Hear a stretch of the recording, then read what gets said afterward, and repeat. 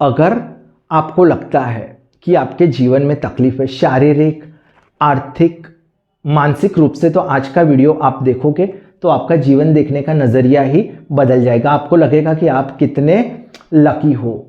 आज हम एक ऐसी महिला की बात कर रहे हैं जो देख नहीं सकती थी, जो सुन नहीं सकती थी, फिर भी जीवन में उससे कभी हार नहीं मानी, अद्भुत प्रगति की और लोगों को भी उसने इंस्पायर किया। इन शब्दों पे गौर कीजिए। Never bend your head, hold it high, look at the world straight in the I, look at the world. ये वाक्य कहे किसने?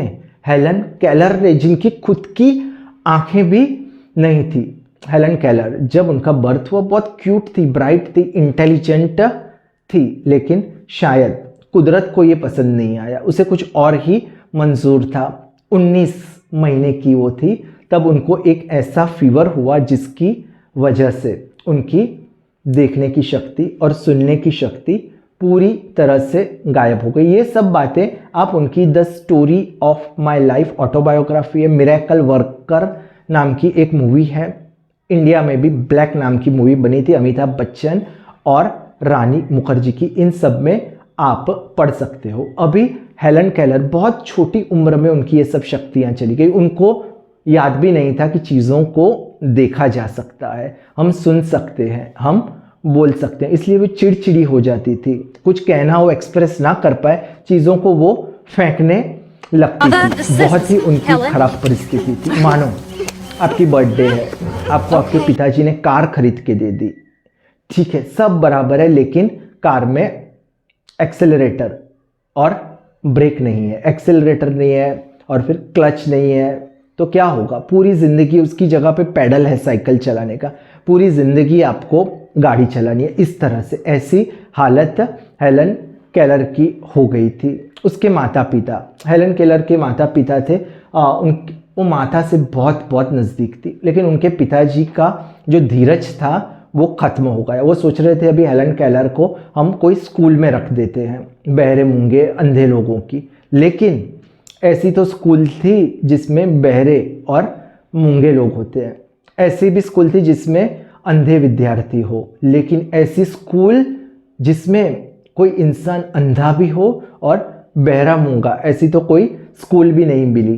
तब एक प्रोफेसर ने उनके पिताजी को एना सुलिवान के बारे में बताया। उनके पिताजी ने एना सुलिवान का संपर्क किया और फिर 6 साल की उनकी उम्र थी हेलन केलर की, तब उनके जीवन में एना सुलिवान आई। और ऐसा समझिए ये उनके जीवन का एक दूसरा अध्याय शुरू हो गया। बहुत बड़ी चैलेंज थी एना सुलिवान के लिए हेलन केलर को समझाने की, क्योंकि अगर कोई इंसान देख नहीं सकता तो आप उसको बोल के और चीज़ों को टच करवा के, महसूस करवा के आप उसको सिखा सकते हो। लेकिन अगर कोई इंसान देख सकता है लेकिन सुन नहीं सकता तो आप उनको चीज़ें दिखा के कोई लैंग्वेज से, साइन लैंग्वेज से भी उसको समझा सकते हो। लेकिन आप ऐसे विद्यार्थी को कैसे सिखाओगे जो देख भी नहीं सकता, सुन भी नहीं सकता, बोल भी नहीं सकता? हेलन केलर, आप बोलोगे बोल क्यों नहीं सकती थी? क्योंकि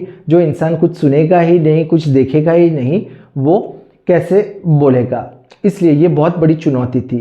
कभी कभी हम डॉक्टर के पास जाते हैं और कभी कभी डॉक्टर बोलता है कि ये इंसान है, इसको आप वापस लेके जाइए, इसकी कोई उम्मीद नहीं है, आप अपना समय बर्बाद कर रहे हो। कभी कभी आप मोबाइल इंजीनियर के पास लेके जाओगे, वो बोलेगा इसके स्पेयर पार्ट्स तो अभी मिलेंगे ही नहीं, इसको आप वापस लेके जाइए, नया खरीद लीजिए, वो आपको ज़्यादा सस्ता पड़ेगा। और कोई शिक्षिका होती तो वो भी ऐसा ही करती, वो हेलन केलर जैसी विद्यार्थी को नहीं पढ़ाती। लेकिन एना सुलिवान ने ऐसा नहीं किया। उन्होंने हेलन केलर पे अद्भुत मेहनत की, पूरी ज़िंदगी हेलन केलर के साथ बिताई, जिसके बारे में मैं बताऊंगा कि कैसे कैसे अचीवमेंट्स हेलन केलर ने बाद में किए। तो ये एक टर्निंग पॉइंट था। अभी एना सुलिवान के लिए 2 चैलेंजेस थे। पहला चैलेंज कि हेलन केलर को डिसिप्लिन सिखाना। अभी हेलन केलर जब बचपन में उन्हें कोई भी चीज़ चाहिए, जैसे मैंने बताया कि वो चिड़चिड़ी हो जाती थी, चीज़ों को फेंकती थी, तो उसके माँ बाप उसको कैंडी दे देते थे और वो शांत हो जाती थी। यानी उसने डिसिप्लिन नहीं सीखी थी। दूसरा कि हेलन केलर को समझाना कि हर चीज़ का एक निश्चित शब्द होता है। अभी उनको कैसे सिखाएं, वो देख नहीं सकती थी, बोल नहीं सकती थी। ये दो चैलेंजेस थे। पहला चैलेंज की बात करें कि डिसिप्लिन। अभी एना सुलिवान को उन्हें डिसिप्लिन सिखानी थी। कैसे उन्होंने शुरुआत की? खाने की बात करें तो अभी हेलन केलर अपनी माँ से सबसे ज़्यादा नज़दीक थी। उनकी माँ रूम में आती भी थी तो उसके वाइब्रेशन से उन्हें पता चल जाता था। अगर कोई स्पर्श करता था, उसकी माँ का स्पर्श होता था तो उसे बहुत अच्छा लगता था। अभी एना सुलिवन जब खाना खिलाने के लिए हेलन केलर को हाथ रखती है तो हेलन केलर उनको थप्पड़ मारती है। शिस्तता सिखाने के लिए एना सुलिवन वापस उसको थप्पड़ मारती है। हेलन केलर फिर से मारती है, एना सुलिवन वापस मारती है और ये सिलसिला कई बार चला। फिर जब खाना खाने की बात है तो हेलन केलर किसी भी तरीके से खाना खाती थी तो एना सुलिवन ने उन्हें चम्मच दी। हेलन केलर ने चम्मच फेंक दी, एक और चम्मच दी, वापस फेंक दी। एना सुलिवन ने उनके हाथ पकड़ लिए, मानो उनको बोला कि आपको खाना है तो चम्मच से ही खाना है।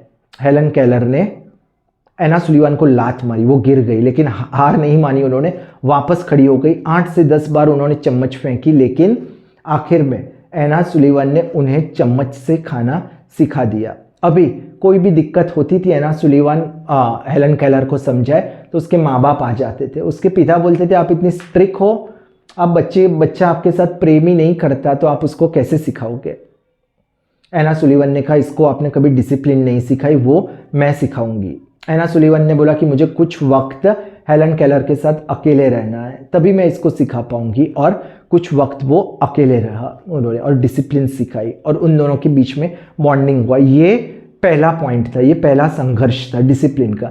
और दूसरा संघर्ष उससे भी बड़ा, उन्हें समझाना कि विश्व में हर चीज़ है, उसका एक निश्चित शब्द है। बहुत कठिन था ये।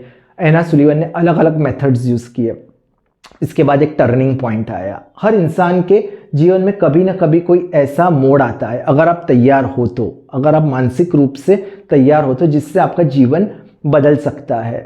हेलन केलर के जीवन में एक टर्निंग पॉइंट तब आया था जब एना सुलिवन के साथ उनकी मुलाकात हुई थी। और दूसरा टर्निंग पॉइंट जब एना सुलिवन उनको सिखा रही थी पानी के बारे में, तो उन्होंने एक हाथ पे हेलन केलर के पानी डाला और दूसरे हाथ पे अपने हाथ से एना सुलिवन ने अपनी उंगलियों से वाटर ऐसा लिखा। तब पहली बार हेलन केलर को पता चला कि हर चीज़ का एक शब्द होता है। वहाँ से शुरुआत हुई, वहाँ से फिर उन्होंने कभी हार नहीं मानी, वो सीखती ही रही। ये जो मेथड थी सबसे ज़्यादा यूज़ की। एना सुलिवन उनको चीज़ बताती थी और उनके हाथ पे वो लिखती थी। इस तरह से उन्होंने शब्द सीखे। छोटे बच्चे हैं, ABCD सीखते हैं, कितनी मेहनत से वर्ड सीखते हैं, लेकिन हेलन केलर को एना सुलिवन ने हाथ पे लिख के समझाया। कुछ वक्त के बाद वो हेलन केलर एना सुलिवन के ओठों पे हाथ रख के भी वो फील कर सकती थी शब्दों को, इस तरह से। और आप समझ सकते हो कि हेलन केलर ने बहुत सारी किताबें पढ़ी, उनको इंग्लिश लिटरेचर का बहुत शौक था। उन्होंने बाइबल भी पढ़ी, विलियम शेक्सपियर की उन्होंने पोयम भी पढ़ी। उन्होंने कितनी किताबें लिखी पता है आपको? 14 किताबें हेलन केलर ने लिखी। उसमें से जैसे मैंने कहा सबसे famous book the story of my life थी। अभी आप सोचिए मित्रों, समझना सुनना बहुत आसान है कि उन्होंने ये सब किया।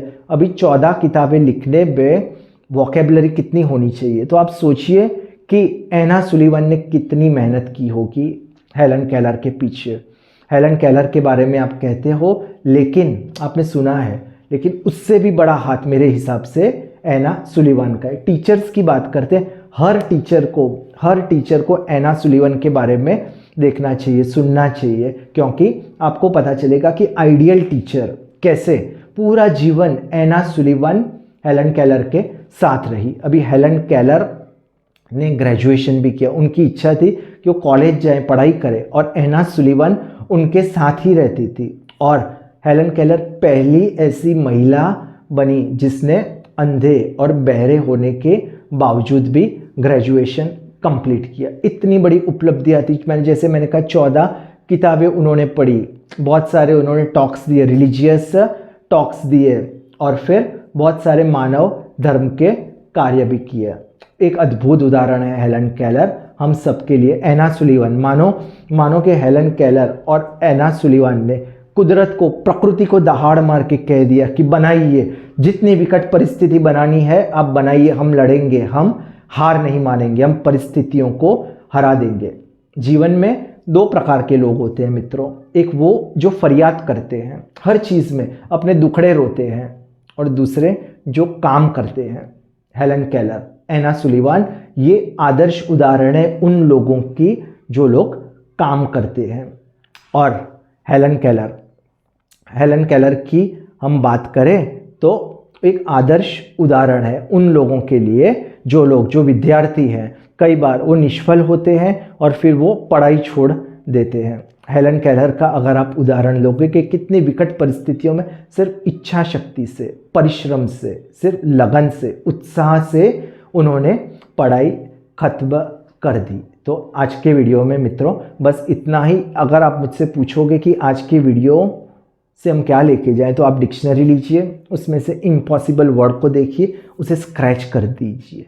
ज़िंदगी में कोई भी चीज़ असंभव नहीं, सब संभव है, बस आप लगन से मेहनत कीजिए और हेलन केलर का उदाहरण लेके अपने जीवन को श्रेष्ठ बना